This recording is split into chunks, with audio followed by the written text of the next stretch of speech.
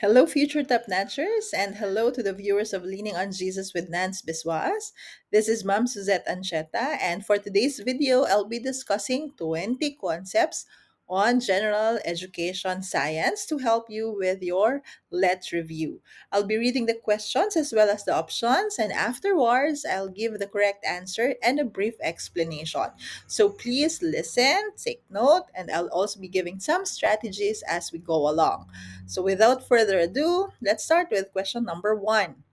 The Philippines is prone to earthquakes because it is located along the A. Equator, B. Pacific Ring of Fire, C. Mid Atlantic Ridge, or D. Continental Shelf. So, the Philippines is prone to earthquakes because it is located in letter B, Pacific Ring of Fire. So, it is also referred to as the Circum-Pacific Belt. Remember, the prefix circum means around. So, this belt of active volcanoes lies around the Pacific. And 75% of world's active volcanoes are found in this area, as well as the occurrence of 90% of global earthquake is in this region.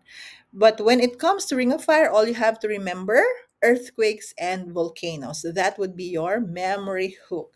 You'll never forget this concept if you just remember Ring of Fire, earthquakes, and volcanoes. Okay, let's move on to question number two.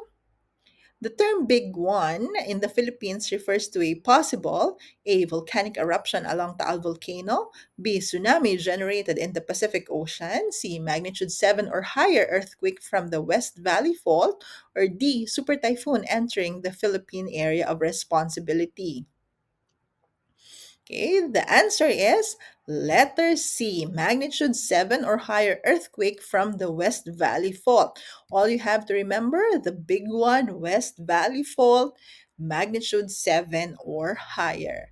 Okay, another thing to remember if you're asked what is the monitoring agency for volcanic and seismic activities, that would be PHIVOLCS. The full form would be Philippine Institute of Volcanology and Seismology. Please remember the full form of EVOS, baka malabas, baka itanong, no? It might be in the exam because in the previous seasons, um, the let ask for the meaning of GPS, pag-asa, radar, and laser, I believe, no? As per the other examinees. So, na-encounter na nila yung mga acronyms na to. So, might as well take note of this acronyms. All right, take a screenshot and please review whenever you have time. Okay, let's move on to question number three. An atom of aluminum has an atomic number of 13 and a mass number of 27. How many protons does this atom contain? A 27, B 14, C 13, or D 40? Okay, you are given atomic number 13 and mass number 27, and you are asked for the number of protons. To get the number of protons, just check the atomic number in the question because the atomic number is also equal to the number of protons. Therefore, the answer is 13. Atomic number is equal to the number of protons. Let's see another problem related to this concept. A neutral atom has an atomic number of 17. How many electrons does it have? So you know from the question earlier that atomic number is equal to the number of protons. Now take note that in neutral atoms, number of protons is also the same as number of electrons. Therefore, for this problem, the number of electron is also equal to 17. Okay, again, atomic number equals to protons and also equal to the number of electrons in a neutral atom. So the value is all 17, the same, di ba? And you can use the acronym APE. Okay, you know how to get the number of protons now as well as the number of electrons. How about if you are asked for the value of the third subatomic particle, which is the neutron? So let's try. An atom has a mass number of 31 and an atomic number of 15. How many neutrons does it have? For this particular question, you may use the acronym MAN to get the number of neutrons. So how will you do that? Mass number minus atomic number is equal to neutrons. So just plug and play. Mass number is 31 minus the atomic number, which is 15. So you will get 16 as the value of neutrons. So to recap, okay, we have the acronym APEMAN. APE. So atomic number is equal to proton is equal to electrons in neutral atoms. Now you can use the acronym MAN in two ways. First, mass number minus atomic number, you will get the neutrons. Or if you want to get the mass number, you have to add the atomic number as well as the neutrons. So just be careful when you input the value. So make sure you are putting the right value in the correct description or the correct component of your equation. All right? I hope you will not forget that acronym. All right, we move on to question number 4. Which of the following best describes eutrophication in aquatic ecosystems? A. Decrease in oxygen levels due to thermal pollution. B. Excessive growth of algae caused by nutrient enrichment. C. Accumulation of toxic chemicals in the food chain. Or D. Increase in fish population due to improved water quality. The answer is it's letter B, excessive growth of algae caused by nutrient enrichment. So this is already the cause. I'll give you a brief on the eutrophication process. So when farmers apply fertilizers in their field, there will come a time that these fertilizers will run to the nearby bodies of water. So the component of the fertilizers like nitrogen and phosphorus would make would cause an algal bloom. Okay, they will provide nutrients for the algae, so they will bloom. No, there will be an excessive growth. Then after some time, this algae will decompose. In the decomposition process, they will use up oxygen. Therefore, there will be a lower level of oxygen or oxygen depletion in that particular body of water. And this will cause fish kill because there will no more there will be less available oxygen for the other organisms in that aquatic system. Kaya if there will be eutrophication, you have to remember that the excess nutrients will cause algal bloom, and it will eventually cause oxygen depletion and fish kill. Sometimes it's not fish kill that you will see in the exam, but instead it's the diminished sea harvest. So at least you know the concept of eutrophication. Kahit na paano, if ever the question will be changed, at least you know the concept so you can answer correctly. In this particular question, you cannot answer letter A. It is true that there is a decrease in oxygen level when eutrophication happens, but the cause is different. It's not due to thermal pollution. All right? It is due to the excessive nutrients. I hope that's clear. Let's move on to question number 5. And I gave away the answer. In which medium does the sound travel fastest? Is it A, solid, B, liquid, C, gas, or D, vacuum? And you saw it already. It's in liquids. So remember, the tighter the space, the faster the message.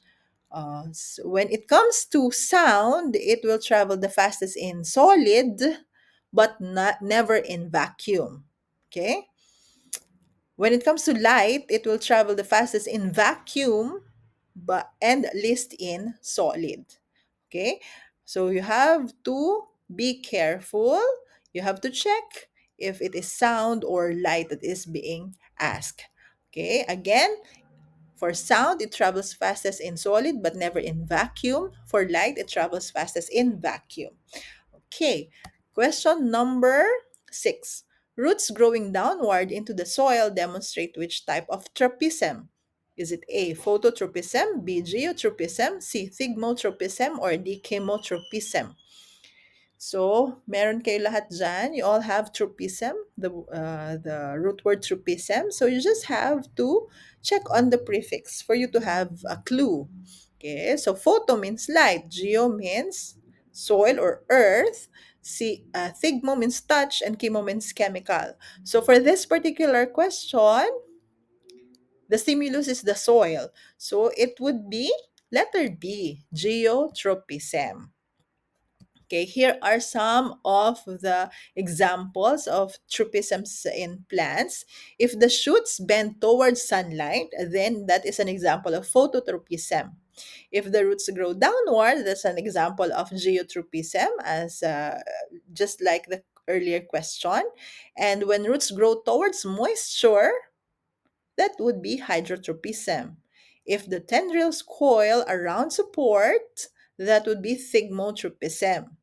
And when pollen tube grows towards the ovule, so it senses chemicals there, that would be chemotropisms.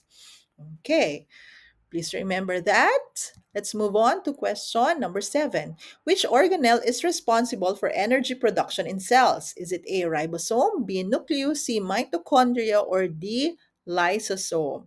So energy production, it is mitochondria. Mighty mitochondria. So don't forget that. You associate energy with the might. So that's mighty mitochondria. What's the energy currency of cells? That would be in the form of adenosine triphosphate or ATP. Sometimes mitochondria is also referred as the powerhouse of the cell because it's the one that produces the energy. So for the other options, ribosomes, they are responsible for protein synthesis. The nucleus is the control center of the cell. It stores the genetic information, and the lysosome, they are also referred to as the suicidal bugs because they function for waste digestion. Okay, let's move on to question number 8. Which blood components helps in clotting? Which blood component helps in clotting? A, plasma, B, red blood cells, C, white blood cells, or D, platelets? Okay, when it comes to clotting, the answer would be platelets. Okay, for plasma transports nutrients while the red blood cells carry oxygen. And the white blood cells, they are the soldiers in the blood. They fight infections.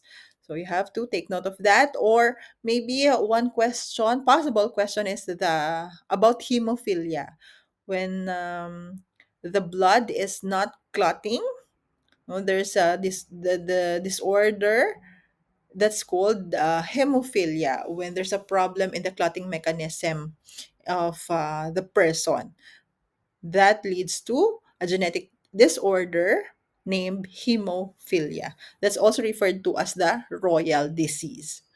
Number 9. Which change is chemical in nature? Is it A, melting ice, B, dissolving sugar, C, rusting iron, or D, breaking glass? So there will be a chemical change if there is a formation of a new product. So which one formed a new product? It's definitely letter C, rusting iron. So if there's only change in phase, for example, if the solid becomes liquid or the gas becomes solid like that, or the solid becomes gas. So those are only phase changes, changes in sizes, changes in shape. These are all physical changes. There's no formation of new substances.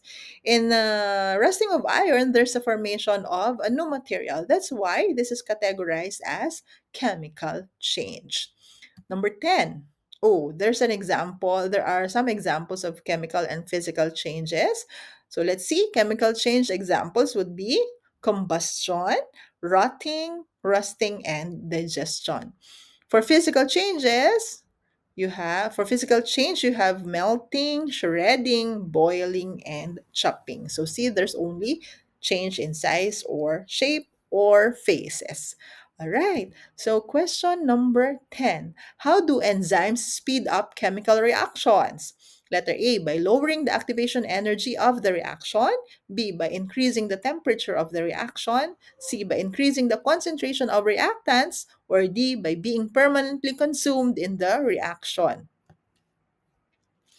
Okay, the answer is letter A. Enzymes lowers the activation energy, and if it happens, the chemical reaction will immediately start. No, if it has lower activation energy. So when it comes to enzymes, you have to remember SRLA. Enzymes are specific, they are reusable, they lower activation energy, and they are affected by temperature as well as pH.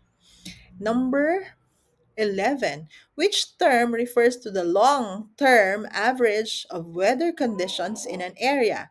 Is it A, weather, B, climate, C, season, or D, atmosphere? So if there is long term or the average of weather conditions, this refers to the climate. So you have to remember, if the statement includes today, tomorrow, this week, that's only pertains to weather.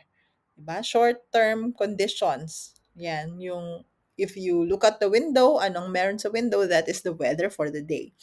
But if you are talking about the average weather condition that happens over many years, that would already refer to climate. Okay. Next question, number 12. Igneous rocks are formed primarily through which process? A. Deposition of sediments. B. Compaction and cementation. C. Cooling and solidification of magma. Or D. Metamorphism due to heat and pressure. So igneous rocks are formed due to cooling and solidification of magma and lava. That is letter C. So you can also check on the different characteristics of the different types of rocks. We have three types: igneous, sedimentary, and metamorphic. So for example, ang question in Bicol region, where there's the Mayon volcano, what type of rock are present in that area?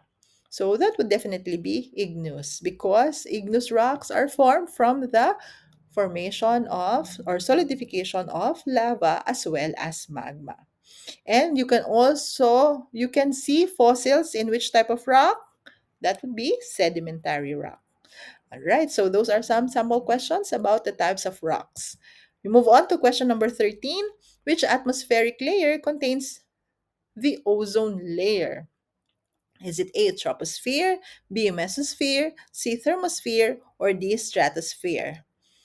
Okay, so the ozone layer is found in the stratosphere, where it absorbs most of the ultraviolet radiation.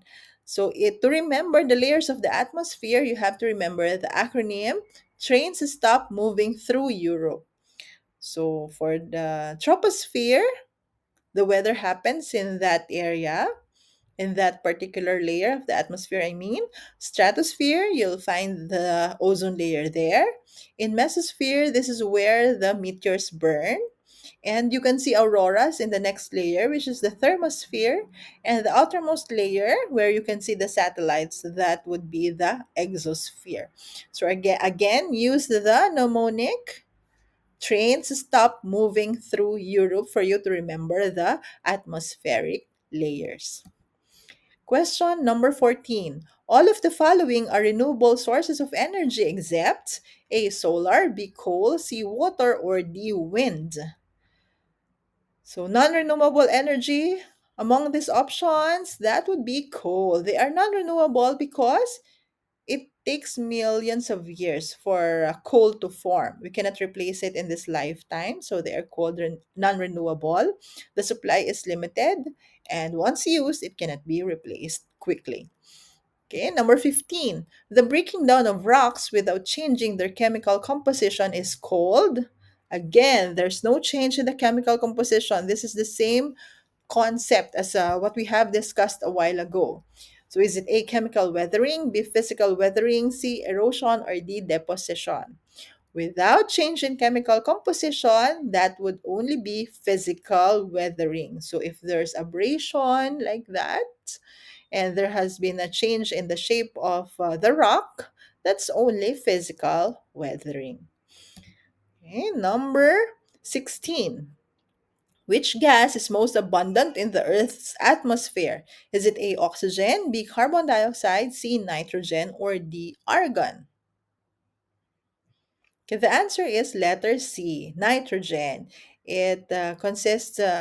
It's about 78% of the gases in the atmosphere. You cannot answer oxygen because oxygen is flammable, and if we have too much oxygen in the atmosphere, then everything is will be prone to burning, no, and because it is very flammable.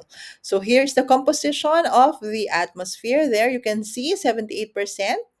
It's nitrogen, and then followed by oxygen, which is almost 21%, and then followed by the other gases, argon and carbon dioxide. We move on to question number 17. What causes the change of seasons on Earth? Is it A, Earth's eggshell tilt, B, Earth's distance from the sun, C, Earth's rotation, or D, ocean currents? So there's a change in season because of the Earth's eggshell tilt, letter A. And the tilt, if you're asked of the degrees of tilt, that would be 23.5 degrees. So the tilt causes varying sunlight angles. That's why there are seasons. Number 18. Which type of cloud produces thunderstorms? Is it A, cirrus, B, stratus, C, cumulus, or D, cumulonimbus? Okay. Cirrus clouds, fine weather.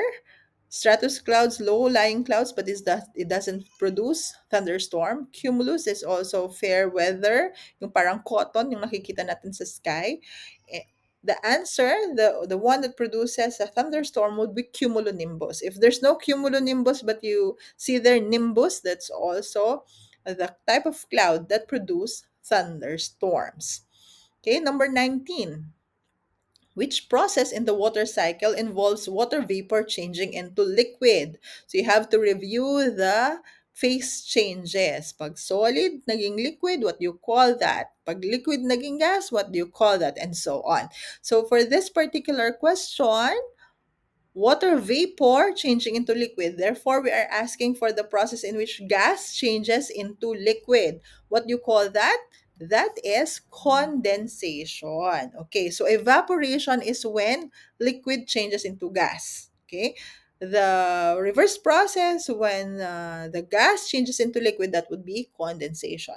Precipitation, it can either be in the form of rain, or snow, or hail or sleet, and there are some other forms of precipitation or falling water, no.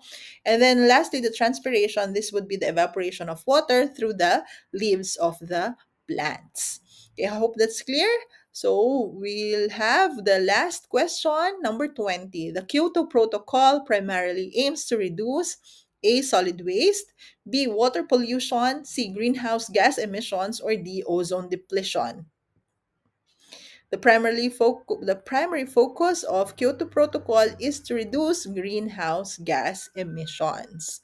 So in our time, lumabas po ito sa aming majorship. I don't, baka lumabas lang sa Gen Ed Science this time. So you have to remember the main focus or the main goal of the Kyoto Protocol is to reduce greenhouse gases, just like carbon dioxide. All right, so that's it. Mabilis ba masyado? Yeah, because I know it's already January and some of you are already very familiar with this one. But I hope I was still able, this still helps you with your let review.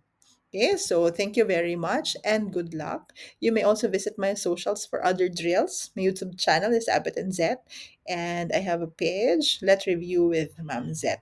So you may visit this for other drills. Thank you so much for listening. Thank you, Ma'am Nance, and pasensya na ngayon lang ako nakapag-send. I miss you, sister. I miss you, Ma'am Tess. Bye!